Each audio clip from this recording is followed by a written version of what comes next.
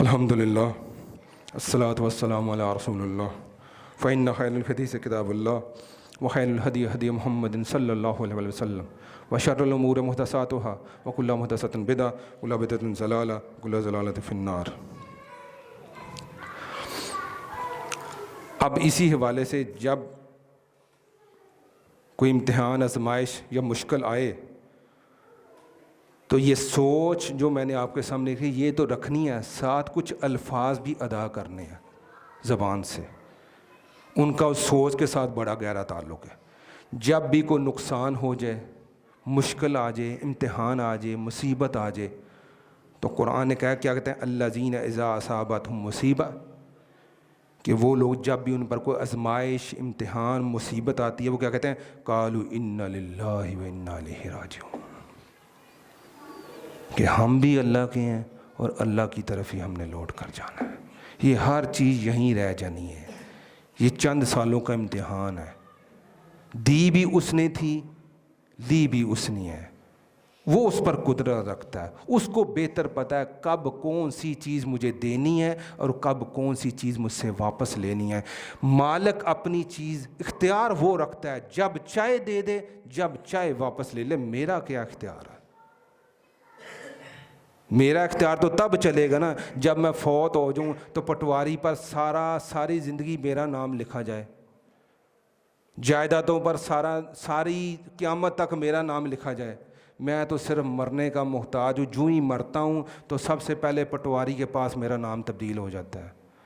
جتنے کاغذی وہ کاغذ میں نے جائیداد کے لے کے بیٹھے سارے کے سارے تبدیل ہو جاتے ہیں، یہاں تک کہ 6 ماہ بعد گھر کے باہر جو میری نیم پلیٹ لگی ہوتی ہے وہ بھی بچے تبدیل کر دیتے ہیں، گاڑیوں پر نام جو میرے ہوتی ہیں ان پر نام تبدیل ہو جاتے ہیں۔ یہ میرے لیے اشارے ہیں کہ مالک نہیں ہوں میں تو امانت دار ہوں۔ اب امانت میں خیانت کر رہا ہوں، اس کی مرضی کے خلاف چل کر یا اس کی مرضی کے مطابق خرچ کر اس امانت کا پاسدار بن رہا ہوں، یہی جنت ہے، یہی دوزخ ہے۔ اور پھر اگلی بات، جب نعمت مل جائے تو اس وقت کیا کرنا ہے؟ تو سورۃ النمل میں حضرت سلیمان علیہ السلام کا لشکر گزر رہا تھا تو چیونٹیوں نے آپس میں گفتگو کی، وہ سائڈ پر ہو جو حضرت سلیمان علیہ السلام کا لشکر آ رہا ہے، کہیں تمہیں جو نا وہ مسل کرنا گزر جائے۔ چیونٹیوں کی گفتگو سننا کتنی بڑی اللہ کی حکم سے ہی ہے نا۔ یہ جو ہمیں دنیاوی نعمتیں ملی ہیں تو یہ تو بڑی چھوٹی ہیں، اور بڑی بڑی بادشاہیت، بڑی بڑی نعمتیں ملی تھیں۔ جب انہوں نے دیکھا نا کہ اللہ کی توفیق سے میں چیونٹیوں کی بھی گفتگو سن رہا ہوں، تو یہ ہمیں قرآن کی آیت سکھلا دی گئی کہ جب بھی نعمت ملے تو یہ کلمات لازمی کہنا، کیا؟ رب اوزینی ان اشکر نعمتک التی انعمت علی وعلی والدی وان اعمل صالحا ترضاہ وادخلنی برحمتک فی عبادک الصالحین۔ یا اللہ مجھے توفیق عطا فرما کہ یہ جو نعمتیں تو نے مجھے دی ہیں اس کا شکر ادا کر سکوں، اور جو تو نے میرے والدین پر اپنی نعمتیں کی ہیں اس کا شکر ادا کر سکوں، اور وہ اعمال کروں جو سے تو راضی ہو جائے، اور مجھے اپنی رحمت کے ساتھ صالحین میں داخل کر لے۔ اللہ سے شکر کی توفیق مانگنی ہے، میں نہیں آنی، تکبر نہیں آنا، اپنے آپ کو بڑا نہیں سمجھنا، اللہ سے توفیق مانگنے، یا اللہ شکر کی توفیق۔ شکر کیا ہے؟ سادے الفاظ میں سمجھ لیں کہ اس کی نعمتیں اس کے کہنے پر استعمال کرنے کا عملی شکر یہ ہے۔ اس کی نعمتیں، مالک کی نعمتیں مالک کے کہنے پر استعمال کرنے کا مطلب شکر ہے۔ یہ نہیں ہے الحمدللہ اور 2 نمبری چل رہی ہے، الحمدللہ 6 نمبری چل رہی ہے۔ اس کی نعمتیں دی ہوئی اس کے کہنے پر استعمال کرنے کا مطلب شکر ہے، یہ عملی شکر ہے، یہ ہمارے والا شکر نہیں ہے۔ کیا حال ہے؟ شکر ہے، کاروبار بڑا مندا ہے۔ کیا حال ہے؟ شکر اللہ دا جی، کیا جی؟ نہیں کچھ نہیں بن رہا یار، حالات بڑے خراب ہیں۔ یہ شکر نہیں ہے، یہ ناشکری ہے۔ مجھ پر، میرے والدین پر، اور کیا کر دے یہ جو تو نے نعمتیں دی ہیں یہ اس طرح استعمال کروں جیسے تیرا حکم ہے، تاکہ تو راضی ہو جائے، کوئی مخلوق کو راضی کرنا مقصد نہ ہو۔ اور مجھے اپنی رحمت کے ساتھ صالحین میں نیک اعمال کر کے اگر مجھے اللہ نے توفیق دے دیا کوئی نیک اعمال کرنے کی، تو یہ نہ ہو کہ میں بڑا جناب نمازی ہوں، میں بڑا تہجد گزار ہوں، میں بڑا نیک ہوں.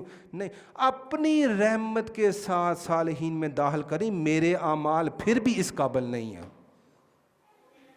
جیسے رسول اللہ صلی اللہ علیہ وسلم کو کہا نا صحابہ کرام نے، آپ تو آج کی زبان میں بخشے بخشائیں، آپ کو کیا ضرورت ہے؟ ان کا جی میں نے بھی اللہ کی رحمت سے جنت میں جانا ہے.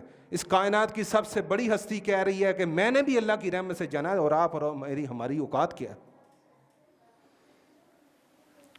تو شکر کرنا ہے، عملی شکر ادا کرنا ہے، اور مقصد کیا؟ اللہ کی رضا ہو. اور تمام نیک اعمال کر کے اپنے اعمال پر بھروسہ نہیں کرنا، کہیں یا اللہ اپنی رحمت کے ساتھ مجھے صالحین میں داخل کر دے، میرے اعمال اس قابل نہیں ہیں. تو یہ آپ نے کلمات جب آپ کو اللہ کو نعمت دے تو حضرت سلیمان علیہ السلام کی دعا سورہ نمل میں یہ یاد کر لیں اس کو، اور اس کا مطلب سمجھ کے اس کو یہاں سے سمجھ کر ادا کریں. اور جب کو مشکل و مصیبت آ جائے تو انا للہ و انا الیہ راجعون پڑھیں، اور اس کو مطلب کو سمجھیں کہ میں کیا، میری ہر چیز تیری ہے اور میں نے تیری طرف ہی واپس لوٹ کر جانا ہے. اور وہاں پر مجھ سے پوچھا جائے گا کہ تو میرا بندہ بنا تھا، تو نے میرے کہنے پر زندگی اپنی گزاری تھی یا نہیں گزاری تھی. گزاری ہوگی تو راستہ جنت کا ہے، اگر نہیں، میں مسلمان بھی ہوا، اگر میں نے فرائض کی بھی پابندی نہ کی تو پھر ایک چکر دوزخ سے ہو کر جنت کا بھی ہے. یہ بھی دیکھ لیں کیا اتنا ہم میں حوصلہ ہے کہ ہم وایا دوزخ ہو کر جنت میں جائیں. یہ اگر ہمارا حوصلہ اتنا ہے، اتنا کلیجہ ہے، تو پھر چانس لے کر دیکھ لیں، نہیں تو ایک لمحہ بھی وہاں پر ہم گزار نہیں سکتے. اللہ سے دعا ہے کہ اللہ تعالیٰ قرآن سن کا علم حاصل کر کے، رمضان آ رہا ہے، قرآن کے ساتھ ہدایت والا تعلق، جب تک قرآن کو ہم اس طرح سمجھنا نہیں شروع کریں گے تب تک ہمارے اندر تبدیلی نہیں آئے گی. تب تک الفاظ تو ہم بہت سنا لیں گے، تقریریں تو بہت سن لیں گے یا سنا لیں گے، لیکن عملی زندگی میں دین نہیں آئے گا. اس کے پیچھے اس کی حکمت، اس کے پیغامات کو سمجھنا ہوگا، اور پھر اس کو اپنی ذات کے ساتھ اس کا موازنہ کر کے پھر تبدیلی لانی ہوگی. اللہ سے دعا ہے کہ اللہ تعالیٰ قرآن سنت کا علم حاصل کر کے قرآن کے ساتھ ہدایت والا تعلق بنا کر اور اس کے مطابق باعمل اور لوگوں کے لیے نفع بخش بننے کی اللہ تعالیٰ توفیق عطا فرمائے. سبحان ربک رب العزت عما یصفون وسلام علی المرسلین والحمد للہ.